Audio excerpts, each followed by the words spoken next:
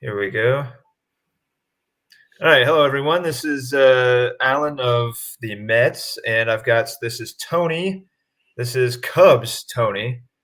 I'm very used to calling you Marlins Tony, but yeah, this is Cubs Tony, and we might be joined by the Duke here in a minute, but this is just going to be a live look at the first FAAB run in ABL4. It is not a big FAAB run for either one of us, correct, Tony? I think you have a full roster. Yes. I have a pretty full roster. I've got a couple claims in, but nothing crazy. I don't feel bad. I have 7.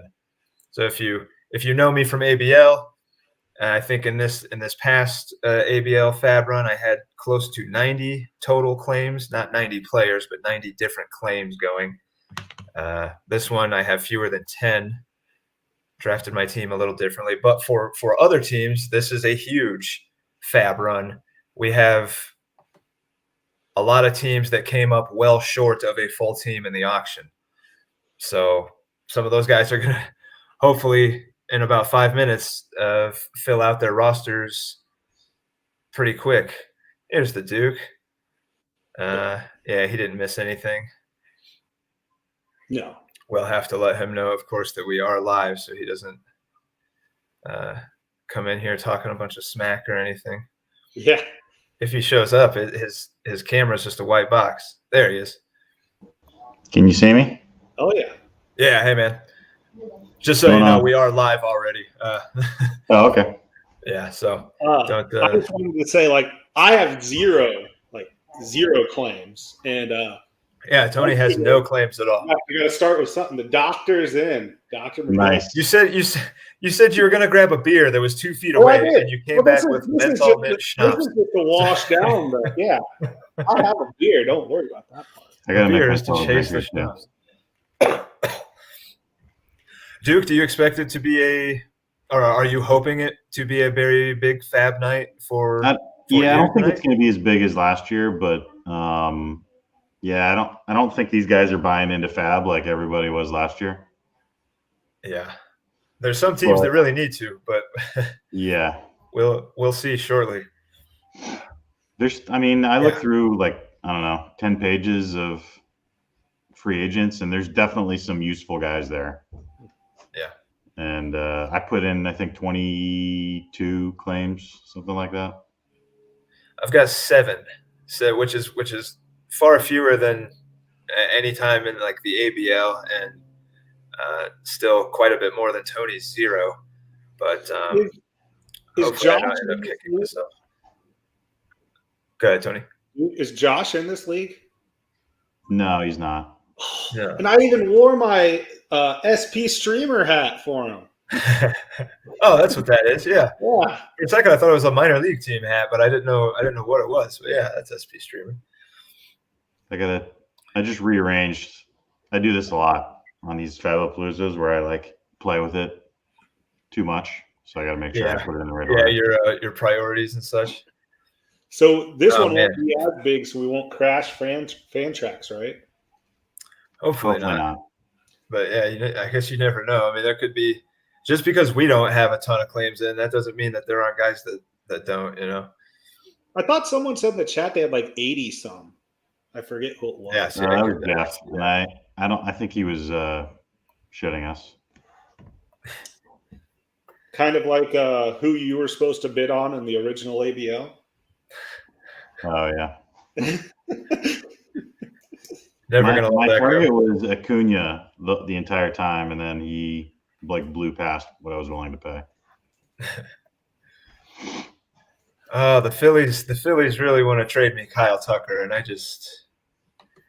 can't do it. He's just too expensive. These guys, I have no interest in these $45+ players. I just can't bring myself to do it. As much as I love Kyle Tucker, but I'm gonna turn my stuff on. I gotta go tuck my daughter in. I'm gonna make myself a drink. I'll be right back. Sure, no problem. Oh boy, we got 3 minutes.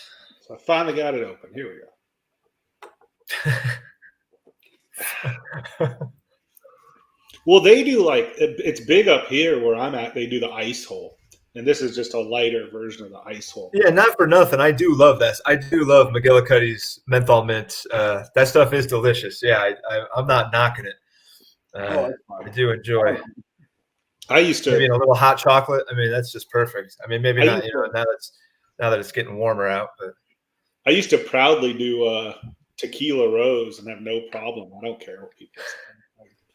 we're not that young anymore, Tony. No, I know. I know. Don't recover like we used to from that. Yeah, comment.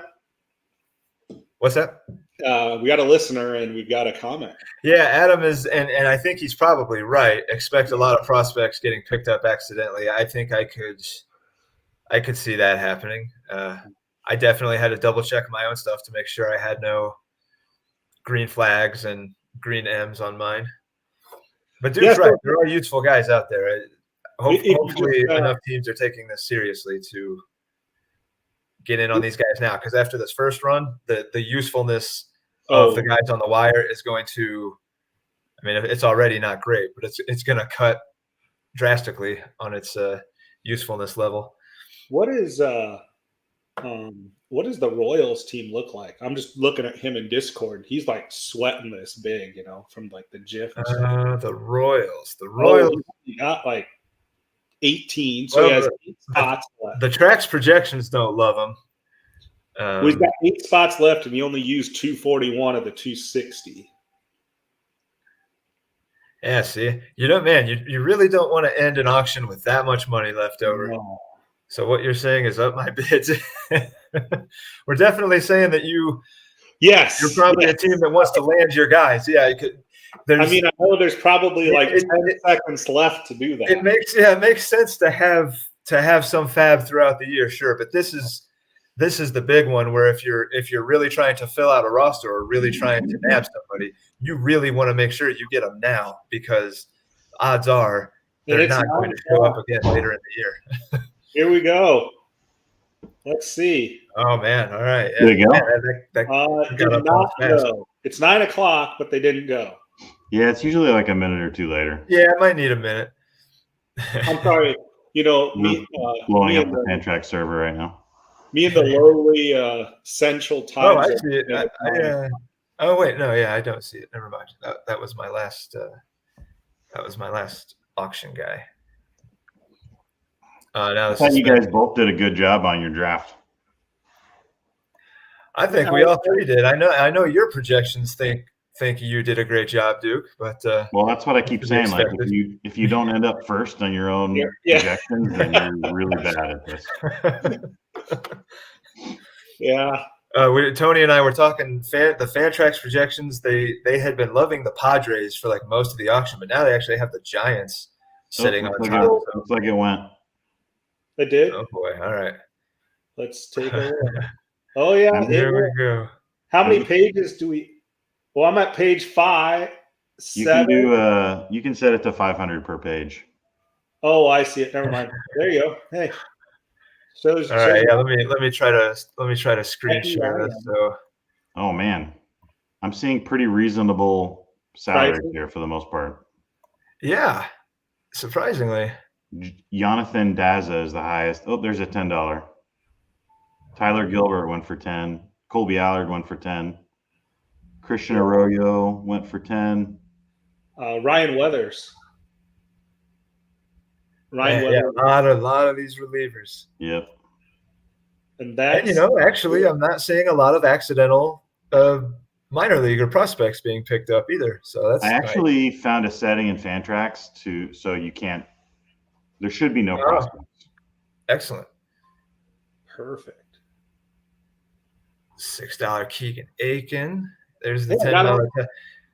Tyler Gilbert's the kid that threw that weird no-hitter, right, for the Diamondbacks. Isn't that him? Yeah. I think it was like his major league. Was it his first start ever? I think so. He went for 10, and he's got the SPARP. He's got the SPARP eligibility. So this is not as crazy as I thought. What's that? So what did you guys? Did you get who you wanted out of the Mets? I'm trying to. Jeez, I guess I haven't really seen that I got anybody. I haven't looked all that. Oh, there's a big. Oh no, that's the draft. You got Griffin Jacks. Okay. Yeah, for $1. Take it. Yeah. Uh, I'm seeing guys I missed out on. Yeah, I was in on Caleb Smith. I was in on Mitch White and Matt Whistler. I missed out on all those guys, but I only had like a buck on them. you got Jeff Hoffman. You got two guys. For $2. Yeah, Jeff Hoffman for $2. You got Jacksman and Jax and Hoffman. All right, I'll take that. And who'd the A's get? I got 5 guys. 5 of Damn. your, what was it? 26? I didn't really put. I put a bunch of $2 bids in. I didn't really want to spend a ton of money. Okay. Let's see. And these are all guys that if Yahuray's back situation gets sorted out, he's gonna get a bunch of starts this year for Pittsburgh.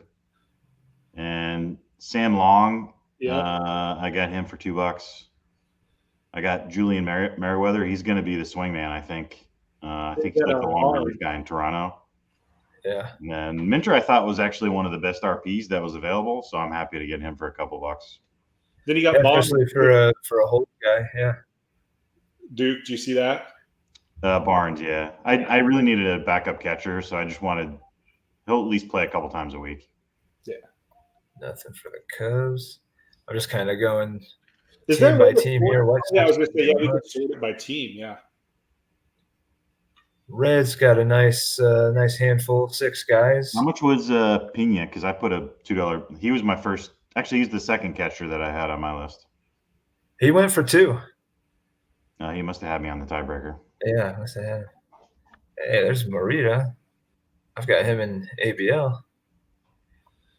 How many did so since we had a couple watch it, how many did the Royals guy get?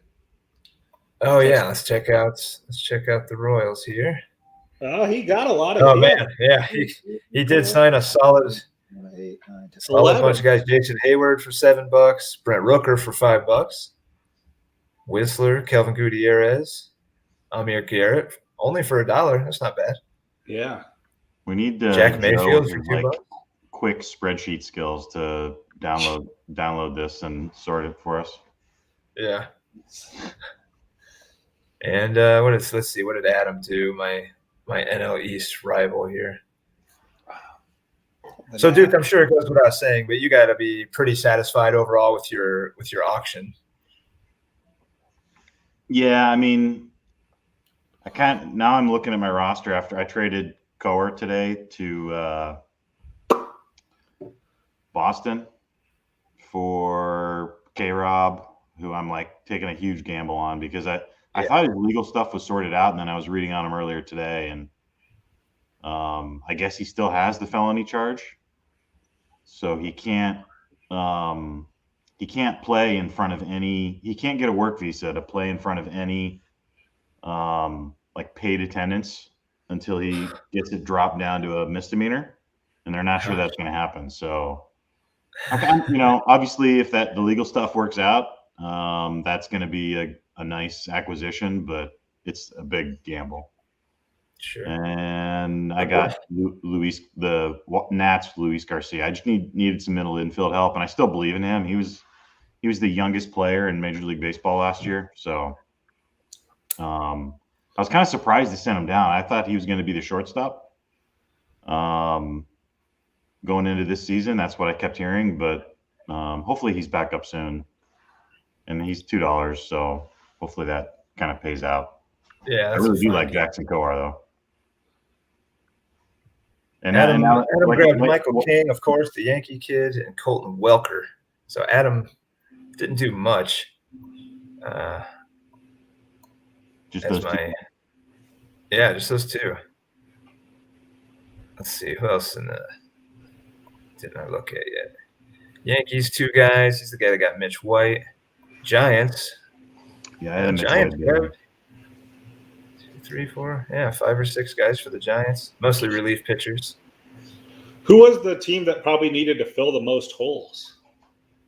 Probably the Philadelphia. Astros. Who else needed a bunch of players? Chicago, White Sox. Houston only got 4. Let's see, Philly. Philly got a good few. Wow. Yeah, you got a bunch. You got like 8 guys. Yeah. Which you Moniak, needed. Clark Schmidt, Danny Duffy. Yeah, I had a Duffy bid in, but he was farther down my list. Who just had wrist surgery. Clerk, mid to late June, they're saying for him. So yeah, That's a pretty good night for the Phillies. They didn't spend a ton of money either. No. Is that who was the lowest other one you said? Trying to think. White Sox, Astros. White Sox needed guys. I think I looked at them. I think they didn't get very many. Yeah, only 2 for the White Sox. And Galvis isn't even on a team right now. No. And Atlanta. Oh, I checked Vince. He got like 7 or 8, I think. Or 5. Looks like 5. Yeah, it's like 5. Maybe Akiyama, Akiyama will get his first home run this year. Yeah. Is Paul Blackburn going to find his way? He's on the roster.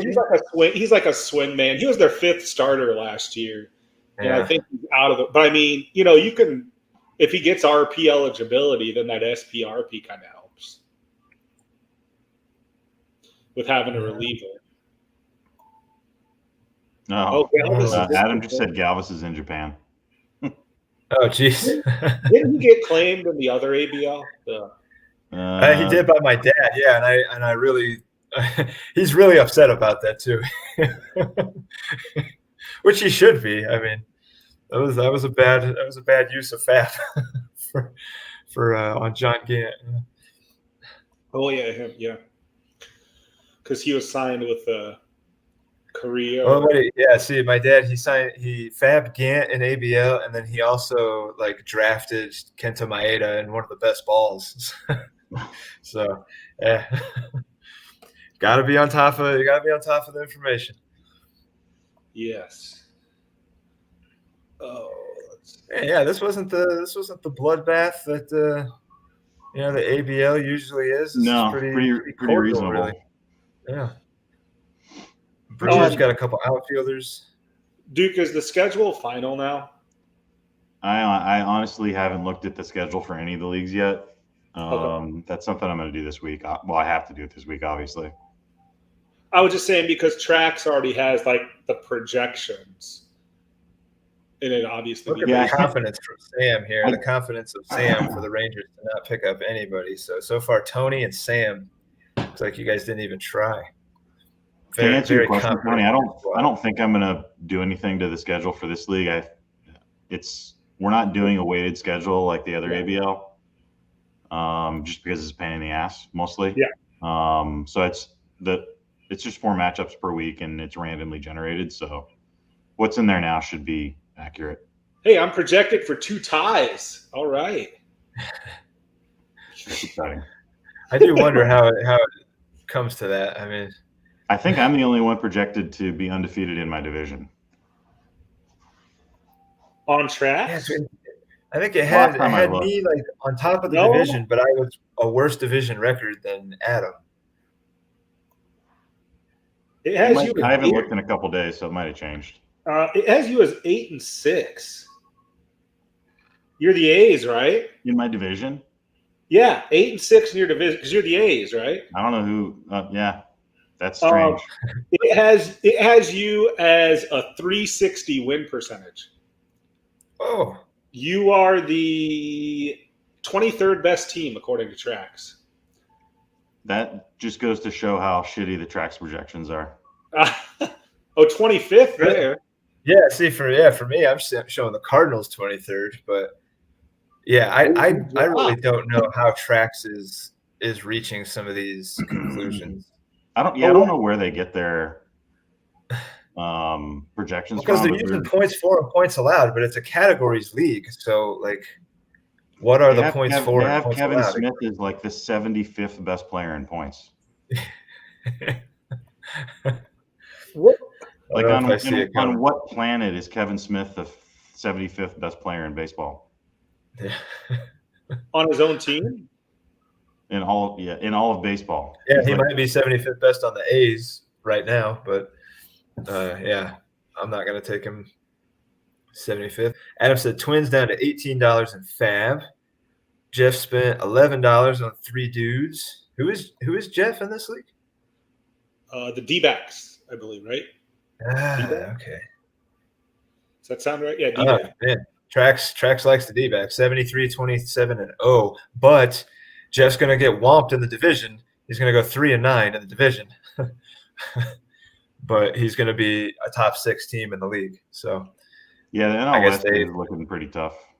Yeah, they got the Padres up there. They got the Dodgers up there. They got the Giants up there. That looks like the Central. Yeah, that looks rough. Now the teams are going to be a little more set. We will be able to start getting into divisional breakdowns and stuff like that, and really kind of start learning these teams. Probably it'll take a little bit. It took me a while to really learn ABL really well, but it's becoming second nature anymore the more I look at it. Giants, Padres, Dodgers, all solid. Yeah, agree. Or at least, Trax thinks so. I personally, I like Duke's projections because they have me 4th or 5th. The Trax projections have me down towards actually in the beginning of the back half. I don't know what happened. I guess, man, FAAB, I think I was 13th before FAAB. Yeah. Because you were the Met. You were 7. That says 17. It's all updated. I swear I was like 13 or 14. I dropped some spots because of FAAB apparently. So that Track's really liking what some of these guys did in FAAB more than what I did in my auction. I don't know how this happened, but I went up a spot with not doing anybody in FAAB because it has me at 13 before FAAB and 12 after.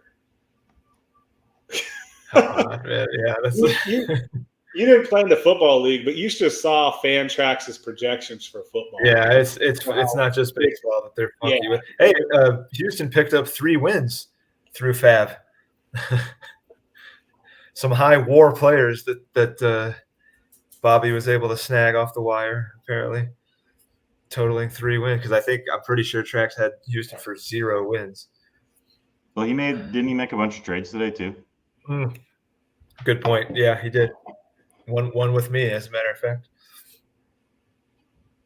I like seeing him come in and realize what he needs to do,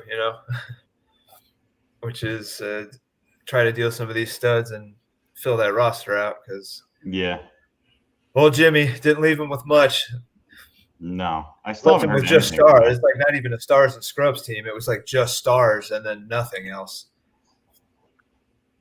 Yeah, I haven't heard anything from Jimmy. Very strange. You hope something didn't happen to him, but yeah, from the emails that you did get, which consisted of like, how do I add my guys? I don't think that he's probably dead or anything. I think that he's just a bit of a schmuck. I don't know why or how anybody could just like throw $200 away like that. Earl was gonna do it, and then he did do it. Never visited a casino, Duke. That's true. But at least those guys are having fun. Yeah, those guys are having fun. This is a way longer spin of the roulette wheel, much more painful. Yes, a slow. Although the way he spent in the auction, it was about as long as it takes to spin the roulette wheel. That's true. Marlon shot up. Yeah, it did. I am guessing that the projections in Trax only accounts for the starting roster. Yeah. Because a lot of these teams that are ranked really high only have like 16 players. The Giants are pretty deep. The Giants, well, especially after he landed a lot of these relievers in FAAB, I know.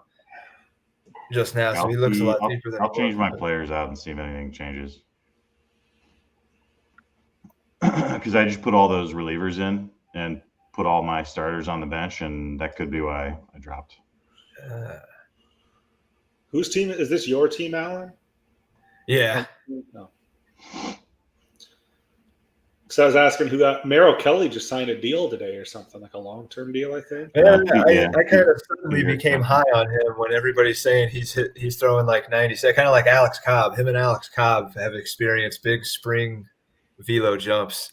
Who the hell knows if they're gonna, stay around. But Merrill Kelly was usable in ABL, so yeah, I'll spend $7 on him. You had him once or twice, Tony, right? Yeah. I got him from. You had everybody once or twice, but yeah, I know Jeff had him too. Yeah, he got passed around quite a bit. Frank had him. I know he was on the Cubs. Yeah, he got passed around a bit. Can you see how many people are watching this? I've never even figured out how to do that. Right now it says 5. Oh, okay, good. Yeah, which is actually quite a bit for a pretty uneventful, unexciting pod. I hope usually they're more entertaining than this, but my attention is elsewhere also. I'm getting ready to do not my last redraft of the season, but Dad wanted to do another one before the home league on Sunday, so we're doing one at the top of the hour here. What is it? What's the league? Just a public $25 tracks roto. Did we? I just put some of my starters back in, and I'm up to 7th. So that theory is probably right then. Did we not introduce ourselves? What's that? Well, yeah, I mean, Duke, the commissioner, that's Duke, and that's Tony. Tony was, I said that you were Marlins ABL Tony, but you're Cubs ABL4 Tony. And I guess I just kind of went with Duke needs no introduction. And I'm the Mets. How Adam's being all bossy and he won't even come on the podcast. Doesn't have the technology. No, yeah.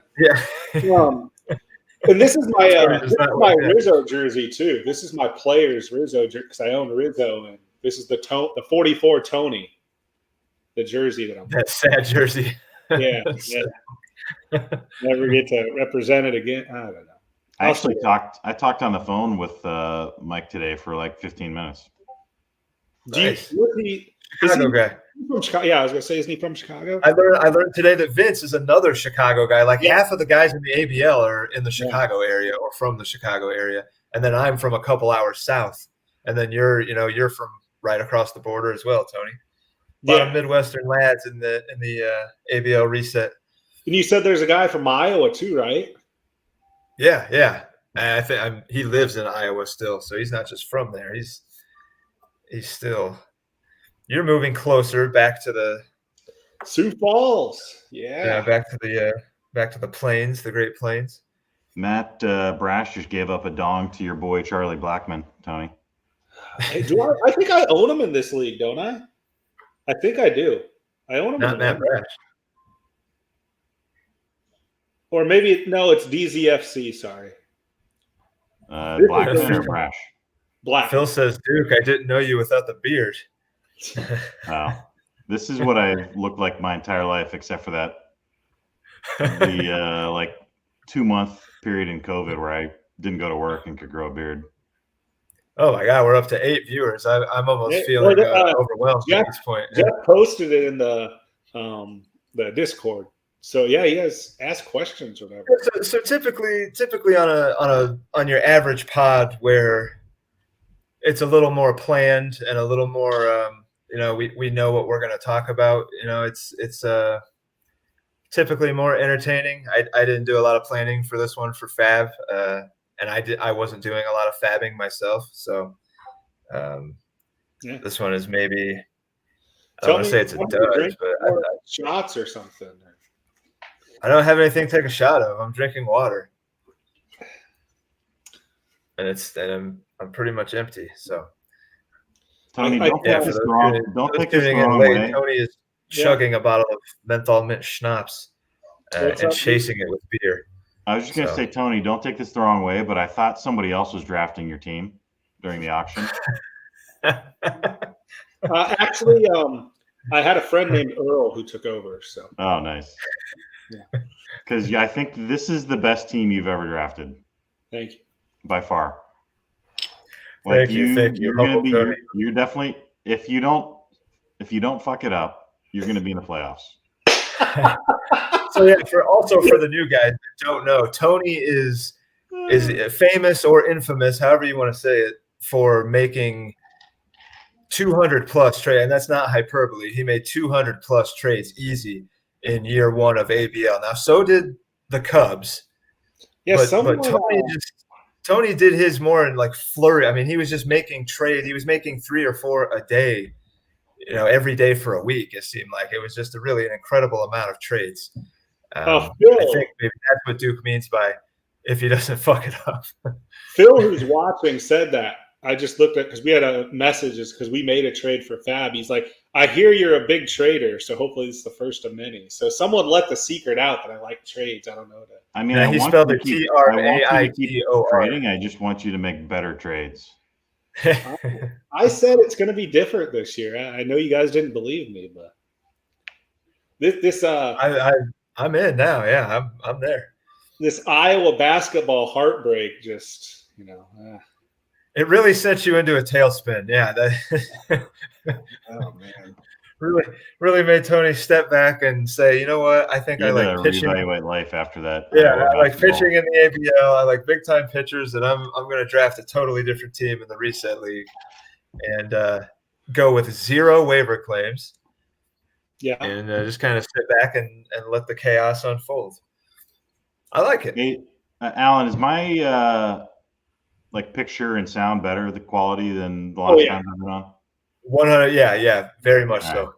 Yeah, I'm on a different computer. On both the picture and the sound. Yeah, there's been no lagging or cutting out or anything. It's perfect. Good. It's still a crappy computer, but it's less crappy than the other one. Okay. Let's see. Did Duke? So yeah, whatever you did with your starters, it actually jumped me up a spot. I went from 17 to 16. Oh yeah, and I went for 12. I was 13. So Duke shifting his starters around affected me by a whole spot. It's probably other people putting new guys in too. Now I wonder, does it automatically? Well, I mean, I guess it wouldn't automatically give you losses if you had an illegal roster, because then we'd have 0 team win. Some team would have 0. I think everybody has an illegal roster still. Yeah. Yeah, for the minor leaguers aspect of it, especially. Yeah. It wants to whine about not having 10 minor leaguers. Okay. So who is the big spender for FAAB? The Twins. Right? Didn't we say the Twins? The Twins are down to 18. That's what. So I mean, we started with 50. So that'd be what, 32? That's good math, Tony. I can't do that math that quick. Well, yeah, it's 32. I do. Yeah, I can't do that quick. I can. You're a casino dealer. You have to be good at math. Yeah, for these guys like Michael and Phil and that don't know me, I am a dealer. Tony's a dealer. So. Yeah, I wish it would just do it by team. If a team won a bunch of guys, just put them all there. But I understand why it does it the way it lists it. But I just kind of want to see them all stacked up. You can go down to the bottom and put them all on one page too. Yeah. Oh, and I'll always be one on the podcast for the new people. Yeah, I've never quite figured that out, but I just give them late. That's what it says. And Tony's name is never one. changed the name. Yeah, it just said 1 from the beginning, and it just stuck. Wow, Phil says pizza bet for most substantive trades, Tony. Oh, you'll win that one. I mean, that's a judgment call, So yeah, that's a little subjective. Yeah. You have to form some sort of board of review beforehand, and those guys aren't going to do that for free. So it's still Lent, so I have to give up a certain amount of trades. So. My father's calling. I know who's not watching the pod because my dad's calling me right now.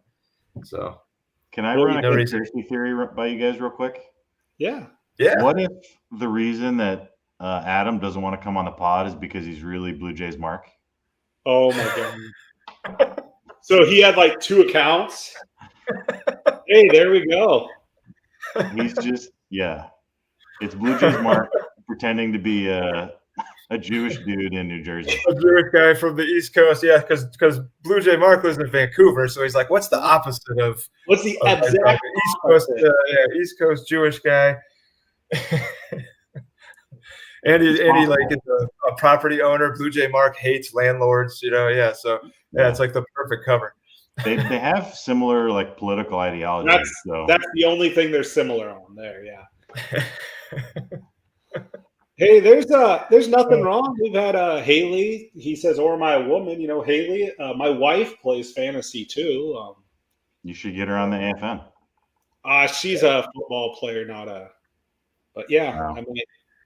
Enough football guys are coming into the league. I feel like we're going to have to either expand the AFL or just run a second redraft league for newer guys that weren't able to get into the AFL in the first place. Yeah, there's I think almost 90 people on AFN right now. Yeah. Hell of a network. I do want to give a plug to Alan. Duke, you should have been in the March Madness pool. Alan, who claims to know nothing about college basketball, is probably going to win it. As long as Villanova wins, what is it, tomorrow? Yeah. Yeah. If not, I will tie with Tigers John. Yeah. Yeah. So Tigers John ran the Tigers well. He is somebody, and is he also the Tigers in this one? Yeah, he's still the Tigers. We have Tigers, Guardians, and Tigers. John Guardians and John Tigers and ABL4. And then how many teams are the same team owner and team? Because Tyler's in this one as the Twins as well, right? Yeah, I think it's just Tyler and John. Are the only two that are the same? I think so. Yeah. Okay. Because I think everybody else is a different team. All of us are different. Adam's different. Jeff, Joe, those guys are different. Yeah. Brendan is different. Gary? Is Gary in this one too? So I got a question for you guys. Do you think that the OG ABL guys have an advantage in this league over the newbies? Yes, I do. I just not so much because they're ABL guys, but just for the 30-team aspect of it. Like if I was coming into this one as my first 30-teamer, my auction would have looked like my first ABL auction, which wasn't great. I like this one better. I like my team better on this one. So, I think anybody with really, really deep league experience was going to have an advantage. Yeah. But you can say that with any, you can say that even going down to like 12-team leagues, the guy that's done 1 million of them is going to have an advantage over the guy that's done 3 or 4 of them, So I think it's hard not to, though, to have been in a 30-teamer and done slow auctions. If this was my first slow auction, it probably would have been tougher. But long way of saying yes. Adam said going from points to category is a big change. Like, I was not a points player. I was always a categories player until I started the ABL. Like, I was always a roto or categories guy. I never played points. I never did an auction. Like, all that stuff was brand new to me. And I took some notes and took some lumps that first year. So that's why my auction turned out a little different, and I'm more comfortable in this format. It can pretty drastically change the value of some guys, but it's not a huge swing for most. Like Freddie Freeman is still Freddie Freeman. Even if it's not a points league, like he's still an elite bat. But a guy like Mondesi or whatever, sure, greater value when healthy in a categories or a roto league than a points. But there's not too many guys like him where it really pushes the needle drastically one way or another. Yeah, I think there are 2 things that I'm thinking of. One is I don't think, even if you've played in other 30-team leagues, which I think a lot of the guys doing ABL4 have, I think the biggest advantage comes from a lot of the rules are the same. It's just as far as like the roster setups, how prospects work. that is pretty much all identical to ABL. So I think there's an advantage there. Like that's kind of like Joe and I got into it a little bit earlier on Discord because of like some of the, I don't think they're really loopholes, but just kind of the mechanics of the rules. The people from like OG ABL, I think have an advantage. Even if a lot, I'm sure a lot of the new guys have deep league experience. I think that's where the real advantage comes from, is just that the constitutions are similar. Yeah. It felt like, yeah, it just felt like, during the auction and even beforehand, it just felt like I was more prepared, even if I hadn't actually done more preparation. It did. It just felt like I felt like I had a better handle on this one than especially like the initial ABL auction, or if it was going to be my first slow or my first 30 teamer. I had a little more confidence coming into this one. Yeah, that I was going to be able to draft a team that I liked, at least. And there's definitely like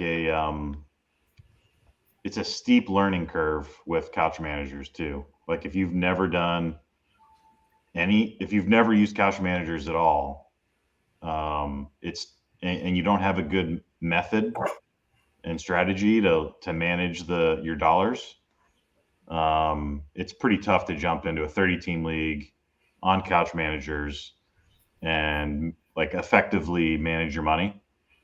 Yeah. Yeah. You see all those names out there at once, and it's just so different from your standard, auction where it's one guy at a time or whatever. You see all these guys that all look like great deals, and they would all look great on my team, but it's a really quick way to dig yourself into a financial hole in a league like this.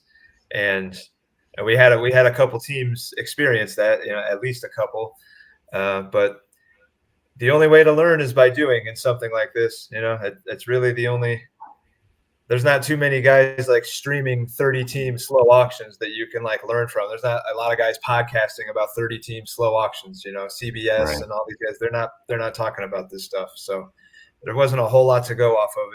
If you had done one before, like we had with the ABL, then yeah, it felt like a leg up. I mean, look at Tony. Look how much better Tony's team was. If he didn't have his ABL experience, no offense, Tony, but it's just how different would your team look? It would look like the Marlins from ABL, Yeah. And I would have done a lot more like to kind of go back to what you guys are saying. I would have done more price enforcing, or oh my gosh, I'm looking at this board like, oh, that guy looks awesome. That guy looks like those are too good of deals to pass up. Like,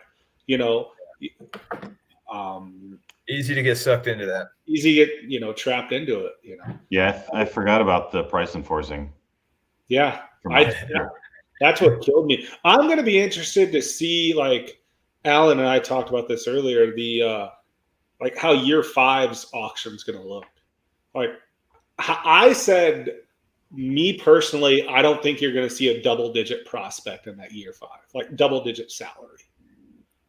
Yeah, I think the interesting thing about this league is, even though a lot of the mechanics of like how the rosters work and everything is very similar to ABL, obviously the 4-year reset adds like a whole different dynamic to the league, especially when you're talking about prospects.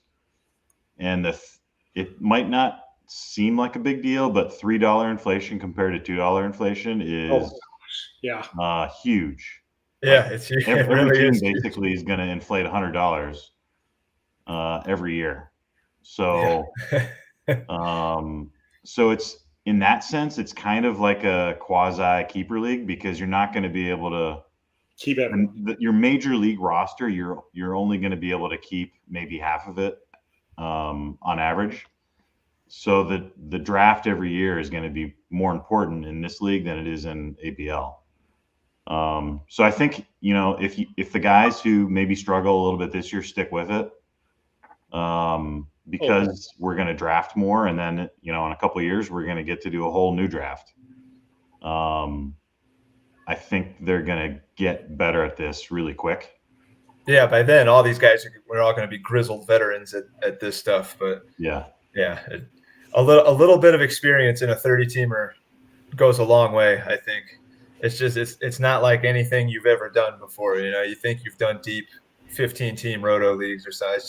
It really doesn't compare. The player pool. I've had a lot of guys that when I reached out to do the initial, like the owner breakdown, and I said, hey, I run the pod. Have you done none of these guys? Maybe I don't remember who it was. One guy had said he had done like a 24-team dynasty or something. Like a lot of these guys had dynasty experience, but not this deep. It's just you can't really compare it to anything. You have to have played in a 30-teamer to really know what these 30-teamers are all about. Not to sound like I'm so great at it or anything. This is only my second one, but just playing an ABL, it just feels like a road that you've been down before. And you're right, Duke. I agree. It's probably because a lot of the rules are so similar. Like what is a prospect and all that kind of stuff. I didn't feel like I had to sit and pick apart the ABL4 Constitution the way I initially did with the ABL Constitution because it was all so new to me. Yeah, Frank can confirm. He says, yeah, Royals Frank confirm. But you know what? I got to say, I've said this before, we're all baseball guys. We're all joining these 30-team leagues, so you have to love this stuff already, to want to do this stuff. Even Earl, wanted his very first league to be a 30-team slow auction. The guy, he'll tell you a million times how much he loves baseball. So we're all baseball guys, but this just it's like a quantum leap from regular fantasy. But it's very enjoyable. It's hard to. I'm doing a bunch of redraft this year, but it's not going to get the same focus and attention that AFN stuff does. That's for sure. It's just a whole new challenge. Like you can't, like almost all the other leagues you've been in, you can just go to the wire and try to replace or get something. Like somebody gets hurt, yeah. There's going to be somebody. There's going to be somebody out there. And that's my advice. If anyone wants to listen to it, is the trade market can be your wire. That's why I classic Marlins Tony. Yeah. There it is. There he is, right there. Yeah, he knew your rear his ugly head. Yeah, that's how you make 250 trades in year one. Is you use trading as a waiver wire, which literally is what Tony did. He's not joking. He basically streams players via trade. Yeah. And in a 30-teamer with that many potential trade partners, he found a way to make it work. I mean, he really did. It was something to see, and he took that team to the playoffs. You're always going to find a market. Don't short sell any player. There's a market out there for any player. Well, it's funny you say that because Joe just said playing scrubs might not be that dangerous, and that's it's along of what you're saying. Is scrubs, guys that we look at as scrubs on an everyday basis, a fantasy basis, 12-team, 15-team. They are not scrubs in leagues like this. These are valuable pieces, and I think it was Duke. Maybe he typed it out, or maybe he said it earlier time. But like one of the most important things in these leagues is being able to fill out your lineup every day and have guys that play every day, even if you don't feel like they're big contributors. You see that, so and so is batting 8th that day for his one start that week. You know what? But if he gets you 2 points, or does something to help you win a category in a league, like if he steals a base or whatever it might be, or that might be enough to win you a matchup. Yeah. So I mean, these guys matter. I was talking to, like I said, White Sox Mike on the phone today, and that's kind of what I told him. Like, I actually talked about you, Tony. I was like, the most important thing is to fill your lineup, like the biggest adjustment going from like even a 15 or 16 or 20 team league to this is like Griffin Jacks and Jeff Hoffman are valuable in this league. Yep. And will help you win matchups, and having those guys on your bench to fill in when somebody gets hurt or you need that extra hold or whatever is huge. And having a 26 man roster is the most important thing by far. Hey, we got to break this down live on air. We just had a trade. The Astros trade Jazz for an 18th round pick, a 17th round pick, Christian Walker and Chris Paddock to the Cardinals. Old Joe. So Getting Joe the Jazz man. And trading away 2 late picks and Chris Well, Paddock. I mean, these are the kind of deals that Astros Bobby is looking to make, giving up one guy and getting multiple pieces back. So he gets probably his first baseman, and who was the other guy? Paddock. Yeah, I mean, in a 30-team league, you're going to find somebody that's high on Paddock. I mean, the opinion, you can find opinions high and low still on him. Well, I don't have him anywhere. I'm in a lot of leagues. I don't have him anywhere, but it's more I'm afraid of injury than with him, skill. But he's one of those SPRPs. Yeah, he is a spark. That plays in a league like this. If he can fill out the rest of his rotation, the Astros rotation as it looks now, he doesn't. He's probably not worrying about if guys are sparks or not. But I mean, that carries back. He can flip. Yeah, it absolutely can. It was not an insignificant factor in me grabbing Jeff Hoffman. I like those guys more in points leagues, of course, but like we were just saying, guys like that. If I'm running out of room and I know it looks like a day that Hoffman's going to pitch, I could throw him into an SP spot and not have to worry about my RP spots being filled with other guys. So yeah, they absolutely carry value still. I think it's a good trade for both sides. Like, Jazz probably isn't a keeper at $29 this year. Yeah. Maybe he blows up and he goes like, 30-30 or maybe something goes 20-20 like that, and you decide to keep him. But I think there's a pretty if Walker and Paddock, those are buy low guys right now, and if Walker gets back to like 2019 and Paddock gets back to 2019, maybe maybe Bobby can flip them for something really nice that's going to help him in the future. Walker does have a 118 mile an hour hit this spring, so you don't know take that for what it's worth. But yeah, that's only like 10 guys on the planet can hit a ball at 118. Yeah, so he does hit the ball hard still. And like we mentioned earlier today, Adam did he got, I don't know how you say the guy's Lofle, whatever the guy's name is for the Yankees. Like Adam got him in the 5th round. We don't know what those lotto tickets are going to, 17th, 18th round pick. But I mean, you could get someone who could turn into something. Well, that's always the hope in these, in dynasty-esque or leagues where you have prospects like that. Obviously, that's the hope, is that they come cheap and turn into something, because we've got, the Bobby Witts and the Torkelsons and the Adleys out there are still in the mid-$20 to high $30 range, some of them. But yeah, obviously you're hoping to pull a Pirates of the ABL and have some young, cheap guys explode and be great. This is still the same as the OG ABL, where you get that free year, right? Free year meaning when the guy gets called up, there's no extension or whatever. Yeah, this league's a little different, and I don't know how many people like the original ABL guys in this league noticed, but prospects don't inflate. So if J-Rod is $29 or whatever he is, and he comes up this year, he'll still be $29 next year, and then he'll big piece of information for those watching. If you are not aware of that, especially like ex-ABL guys, also ABL guys, that is pretty big. Prospects do not inflate in this league initially. So, it's not. It wasn't random that I overlooked that in the Constitution. That one of my concerns with doing like a 4-year reset is that prospects lose their value the further along you get in that 4-year series. So I want prospect, because it's a dynasty league, right? So I want prospects to retain their value as much as possible, which is why they don't inflate until after their year 1 season, and also why we can keep 5 of them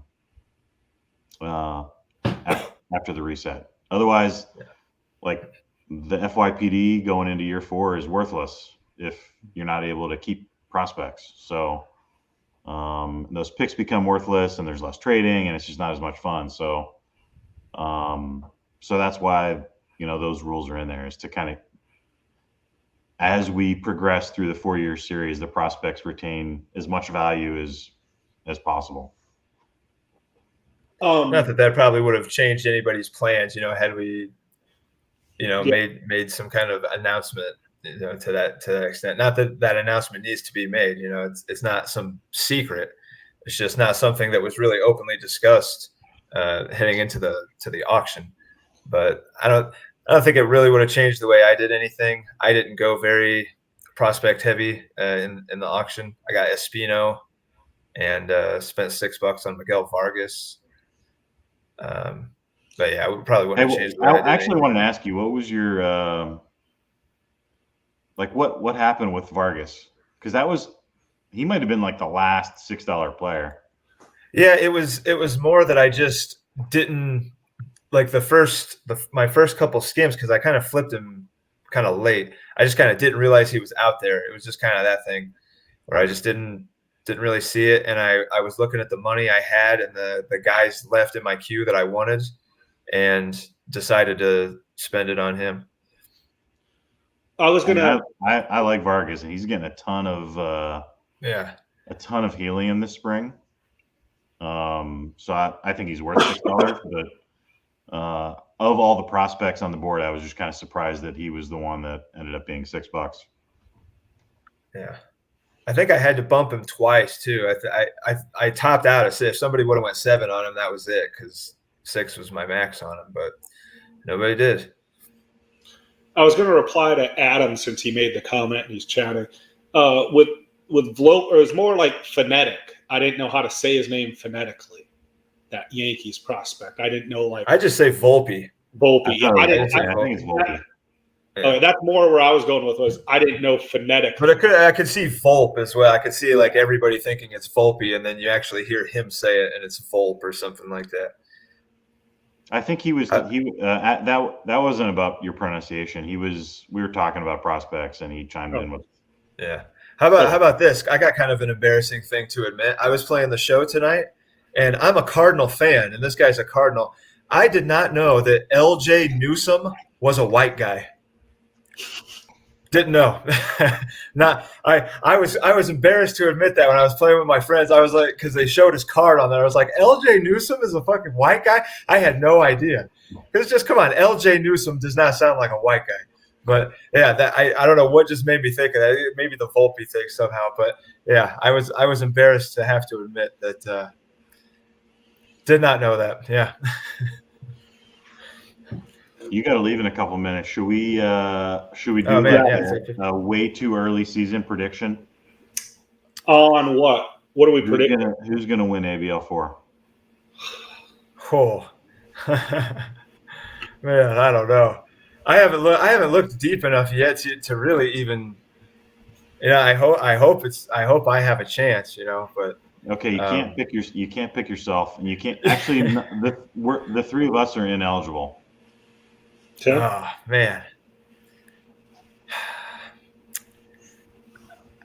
yeah. I don't know. If I'm being honest with myself, I have to point to an ABL guy. Like I just because So maybe the D-backs, but that's a very tough division. It just going by projections alone, it's a tough division. I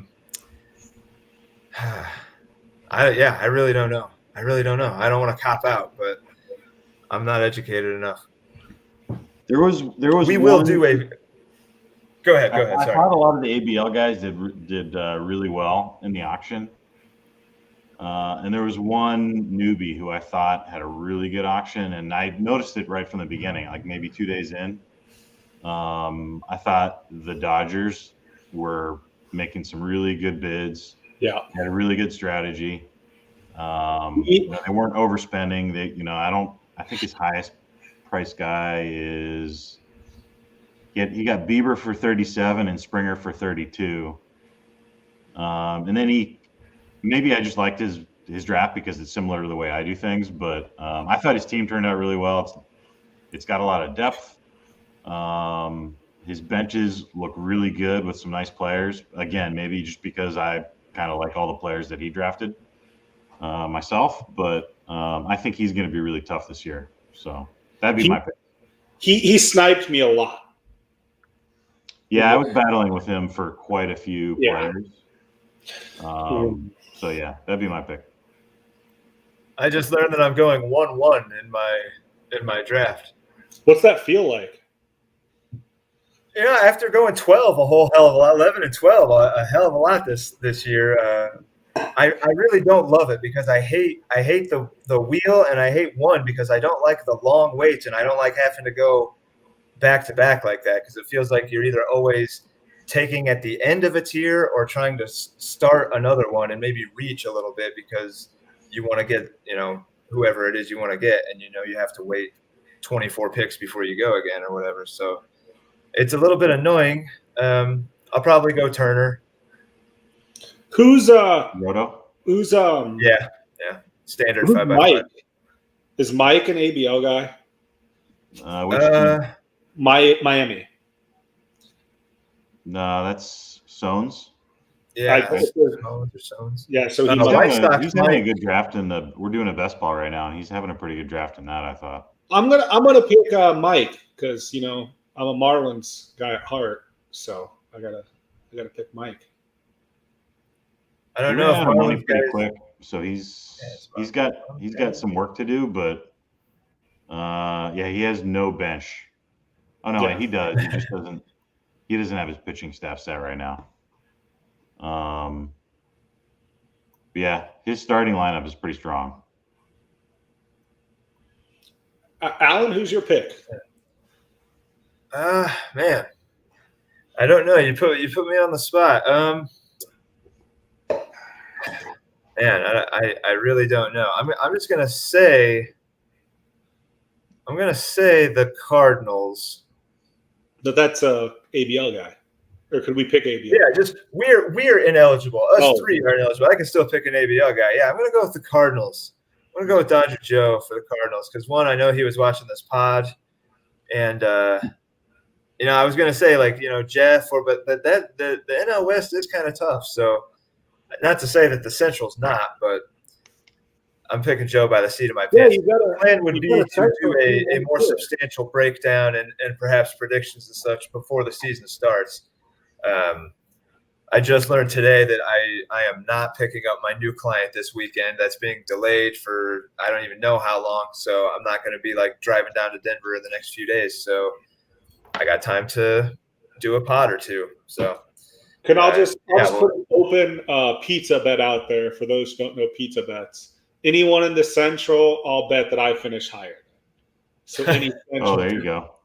All right, well, I expect Joe to jump on that. Yeah, that's fine. Has Joe ever done a pizza bet? I don't. Yeah, Joe might not gamble. Joe plays bridge and stuff, but maybe he doesn't gamble. I don't want to speak for him, but I know he does play bridge. So maybe he just gambles and hasn't found that right pizza bet yet. But here's his. There you go. Tony kind of coming at you. Yeah, anybody in the NL Central, I'll finish the better record than the NL Central. All right, I think that's a good stopping point. This was Duke, and so Duke of the A's, the commissioner, of course. Everybody. Joe plays poker, of course. Yeah, Joe plays poker. He does gamble. Yeah, done. All right. That was so long ago. He still didn't take up the pizza bet. He had the opportunity to type to take the pizza bet, and he still said, "No, I play poker. I'm not going to take the pizza bet." Let's see if Joe will put his pizza where his mouth is. Yeah. Oh shit! All right, yeah, again, A's, commissioner, owner of the Armchair Network. That's Duke. We'll probably get him one-on-one at some point. This is Tony, Tony of the Cubs. I'm the Mets. And like I said, we'll do another one or two of these before the season starts and get some more opinions on how people think the league is going to shake down. But this was I think Lenny's ready to bet the pizza. I'll take it, Lenny. Go ahead. Oh, Lenny, yeah. So here comes Lenny. Lenny, you want it? We'll take it. Joe doesn't want what you've done. Yeah. I woke up sleeping giants. Oh, Jesus. All right, I got to draft in 3 minutes, and I got to change my team name. So yeah, thanks for watching, everybody, guys. Thanks for doing this. And yes, the Mets suck. All right, have a good night, everybody. Have a good weekend. Bye. Thanks.